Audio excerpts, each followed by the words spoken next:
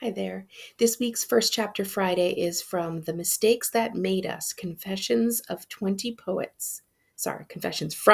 Poets. This is by Charles Waters and Irene Latham. And it is a really cool book with a whole bunch of different poems in them that are literally what the book says. They're confessions of things that happened to people in their childhoods that had a huge influence on their life. So I'm just going to read you little parts of this, not the whole book. The first thing I want to read is the introduction. And this is what the page looks like. Okay, oops, let me make sure I can hold it right. So this says, out of difficulties grow miracles, Jean de la Bruyere. Mistakes. We all make them. Some mistakes happen by accident, while others are deliberate. Some mistakes we regret, and others we laugh about. Even the most innocent mistakes can leave us feeling frustrated.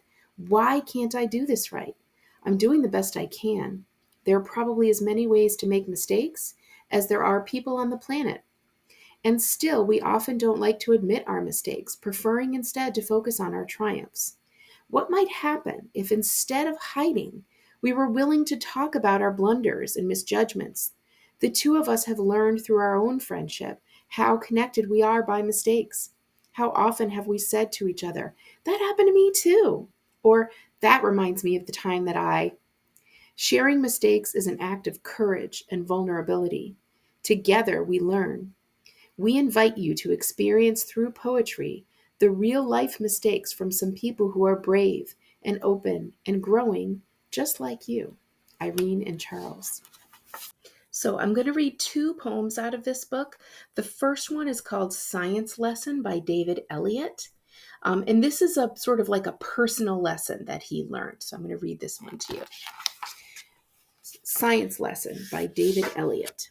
The assignment? Keep a journal. 8 weeks. Record all the trees, birds, insects, and flowers you find in your neighborhood. Trees? Insects? Birds? Flowers? 8 weeks? No way. I'd do it in 4 hours. 1 week passed. 2. Then 8. My journal was blank, but it wasn't too late. The day before the homework was due, I begged my friend Paula, "Won't you let me copy yours?" That night I got busy. Every insect, every flower, every bird, every tree my friend Paula had seen. I was on automatic. I was a copy machine. Every insect, every tree, every bird, every flower, page after page, hour after hour. Every tree, every insect, every flower, every bird, entry for entry, word for word, including, when I got tired at the end, the name of my trusting but misguided friend at the top of every page. Paula Green, Paula Green, Paula Green. And then at the bottom of this, of every poem, there's a little kind of a summary where the poet, the author of the poem, explains what happened behind the story behind the poem. So this one says, the mistake, of course, wasn't that I copied Paula's name. That was just stupidity. The real mistake was that I involved my friend in my own lack of responsibility. We both failed general science that year. Whenever I think of my 7th grade self, I always think about this incident. Learning to own our mistakes is one of the most difficult parts of growing up. So the second poem that I want to read to you is called Silent by Kim Rogers. I'll show you the picture. And this one's a little bit different in that it's both a personal mistake, but it's also a societal mistake. Sometimes as a society, we make mistakes in the past, and it's up to us to kind of fix those mistakes and do better when we know better. And this is one of those situations. Silent by Kim Rogers. Mom sewed a beautiful blue bonnet and dress, blooming in daisies like a summer field. Pioneer clothes I wore to stake my claim on the 3rd grade land run day. Ready, set, go, yelled the gym teacher. A few classmates and I raced across the playground prairie alongside a covered wagon made out of a red radio flyer. We hammered a stick into the soil near the swings, spread out a feather-soft patchwork quilt, ate our brown paper bag lunches of peanut butter and jelly on our new homestead. Dress fabric scratched my skin like sandpaper. A cold sweat trickled down my neck from a too hot sun. My stomach turned green apple sour, and I shoved my barely eaten lunch away. Here I was, a native girl, celebrating the day her Wichita ancestors' land was stolen. Where are the Indians? I should have asked, had I known the truth about history. What happened to us? Don't you see me? But my voice wasn't there, not yet. So this is the kind of summary about it. And I want to make sure you see the picture again. The Oklahoma Land Run of 1889 led to the U.S. government opening more Indian Territory land belonging to Native Americans to white settlers.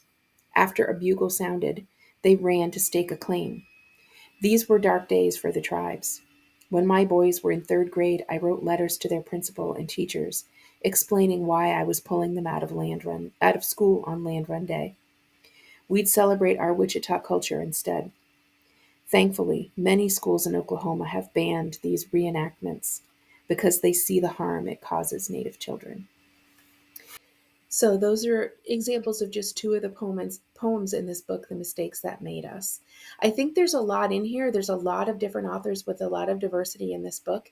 And I think that when I read this, I identified definitely with some of the variety of different things that happened to kids. Some of them were things that I had done something similar as a kid. And it really made me think about like what those mistakes did to me once I was old enough to really realize. In some situations, I realized on the spot it was a mistake, and which was more like the first poem, right?